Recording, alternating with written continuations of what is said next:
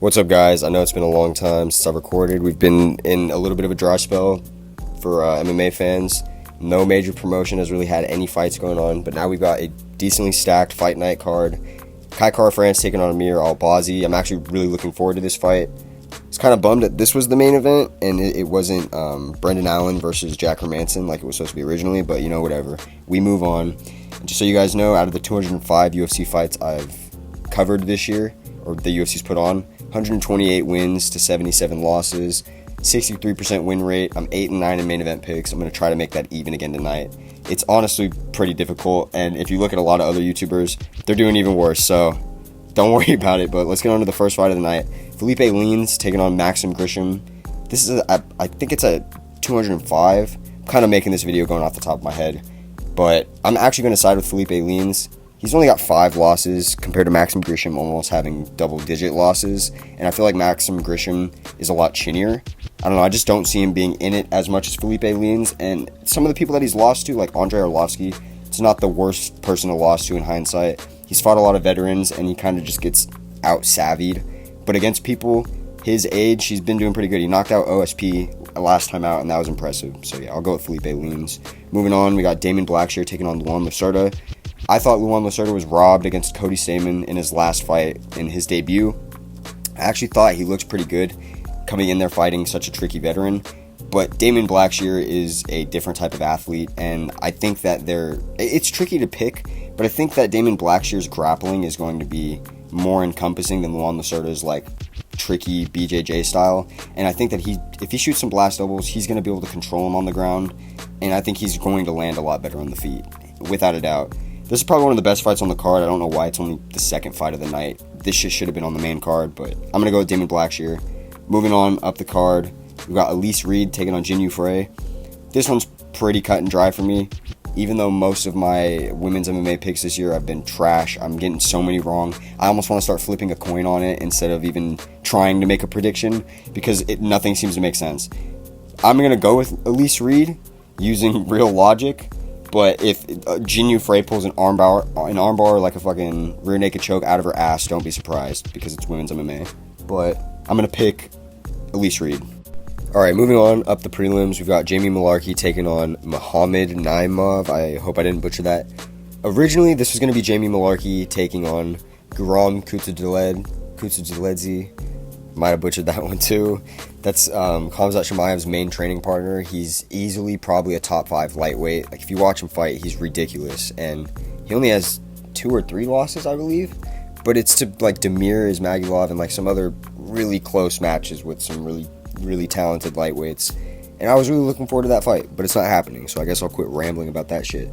Jamie Mullarkey is a UFC vet. He's a lot more touted in the cage, and I really like his striking. Not to mention he's on a 2-fight win streak. So I'm going to trust him over Muhammad Naimov, but we really don't know much about him, so this fight could go either way. The other guy is also on a win streak, and he's pretty solid. Up the card now, we've got John Castaneda taking on Muin Gafarov. Man, there's hella names on this card that I'm having a hard time pronouncing, but I'm actually going to pick Muin Gafarov because he seems like a killer that's just been waiting to come into the UFC.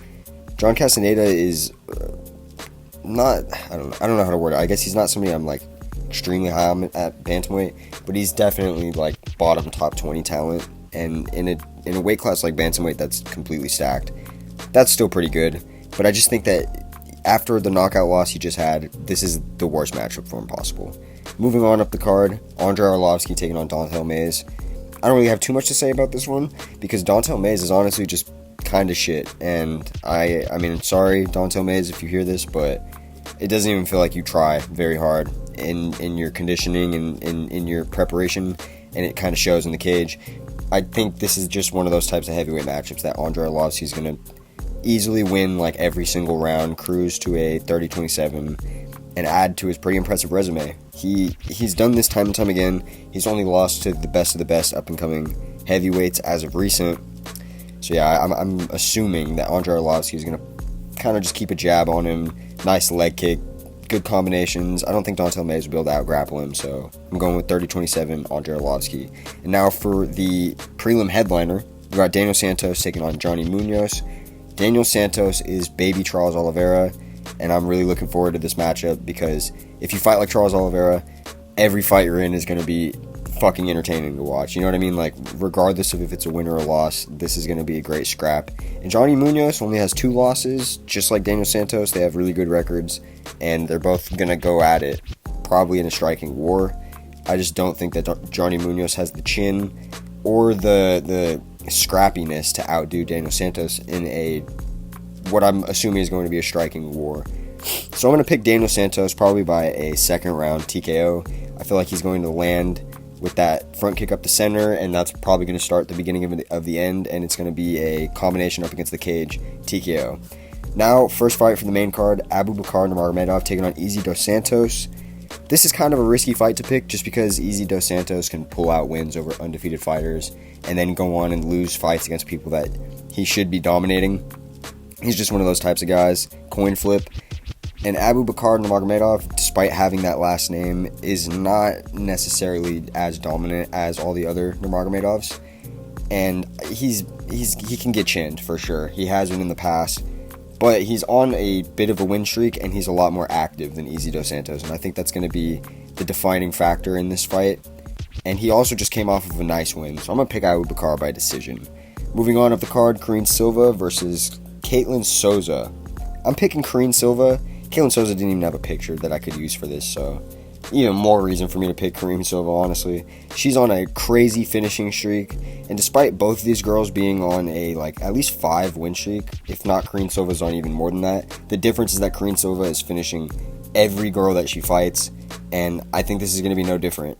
So I'm going to have to go with Karine Silva, and I'm going to go with Karine Silva by probably a second round submission. I think it's going to be a really dominant first round. She's going to go into the second knowing what she needs to do to get it done, and she's going to get it done.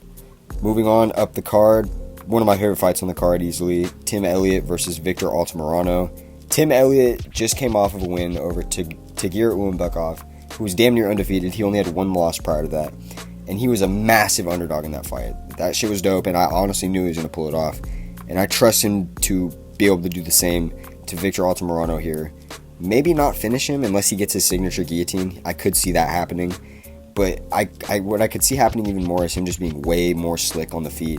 Slipping, dodging, ducking, diving, and just kind of schooling Victor Altamirano everywhere that they are on the feet, and even maybe on the ground. The only problem here is Victor Altamirano is young, he is scrappy, he's dangerous, and he's always throwing, looking for kill shots. I just don't think that he is talented enough to close the skill gap between Tim Elliott, who has only lost to the champion, the interim champion, and the other top 3 fighters. So he's really only lost to the best, and Victor Altamirano is far from that. So I think this is too much of a step up. Now into the feature fight of the main card, we've got Jim Miller taking on Jesse Butler. Jesse Butler is young.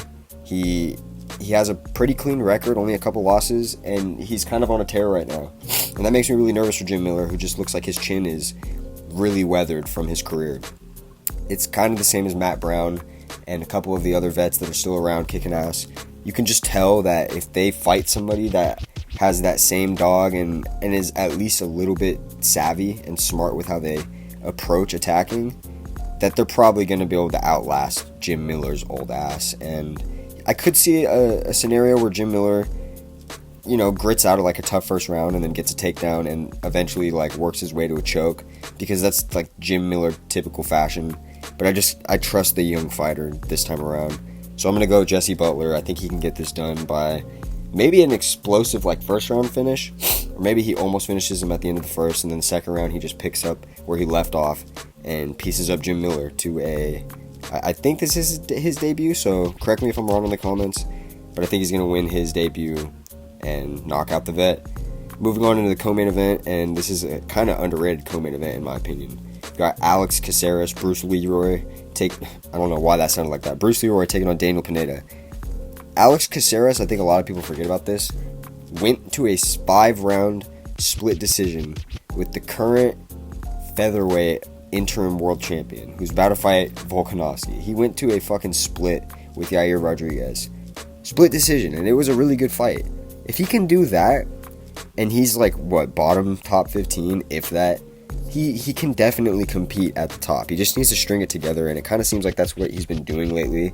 He lost a pretty close fight to Sadiq Youssef. I mean, it was an obvious loss, don't get me wrong, but against somebody like Sadiq Youssef, that's really impressive, because Sadiq looks like he could be one of the next champions if he also starts to string it together. Now, when it comes to Daniel Pineda is dangerous, and he somehow always gets the finish in the fights that he does win. But you got to realize he also has a really bad record. He has more losses than Alex Caceres. So there's a lot of ways that he can lose, and he shows that time and time again. I don't really trust him to be able to go out there and beat Alex Caceres on the feet. Like, you're going to beat Bruce Leroy at his game. I don't know about that. He'd have to mix in a lot of grappling. And even then, Alex Caceres' BJJ is underrated. I could even see him getting a back take rear naked choke in this fight. So I'm going with Alex Caceres, hands down. And now for the main event. Honestly, it's a really solid fight. This could go down as one of the Fight of the Year contenders, depending on how it plays out and how quickly it ends. Karra-France is looking to rebound off of his interim belt loss to Brandon Moreno, and he's coming in against Amir Albazi, who's damn near undefeated. He's undefeated in the octagon, and he's looked like a menace in every single fight he's in. He looks mean, and I can really get behind that as somebody that likes watching like aggressive fighters like that. And he just looks like he's always looking to finish the fight, which is a quality you gotta respect as an MMA fan, especially when you watch enough fights and you realize that not everyone has that in them. I think this is going to be a dogfight. Karra-France is really good against grapplers, especially submission grapplers. Even if he's in the worst positions for a whole round, like he was against Bontarine, he'll come out and then knock you the fuck out. Like, calm.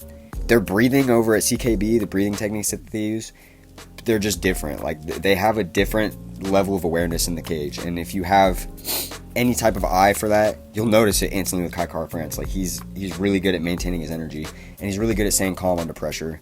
I think this is too much of a jump up for Amir Albazi. That's essentially what I'm getting at.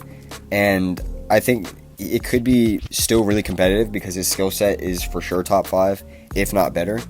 But I think that after he's in like at least like 10 minutes, 15 minutes of a fight with Karra-France, doing the best he can to take him down and choke him out like he does to everybody else, and it's not working, the longer he's standing up on the feet with Karra-France, and, you know, somebody that's been in there with the best, the worse it's going to be for him. So I'm going to pick Karra-France by a 4th round TKO. And yeah, that's going to be it for the video today, guys. So if you guys watched all the way through, I appreciate it. Let me know below who you think's going to win, and I'm going to catch y'all.